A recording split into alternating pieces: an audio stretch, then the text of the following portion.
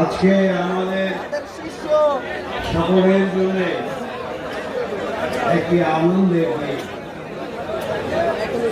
আমরা সকলে এক জায়গায় মিলিত হয়েছি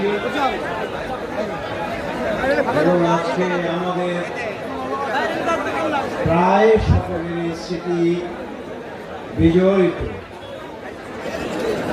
এই টেপাখোলা লেক, সেই লেক উন্নয়ন প্রকল্পের উদ্বোধন অনুষ্ঠান এবং এই উদ্বোধন অনুষ্ঠান আজকে আমাদের প্রাণের মেলায় পরিণত হয়েছে। এই জন্য সর্বপ্রথম আমি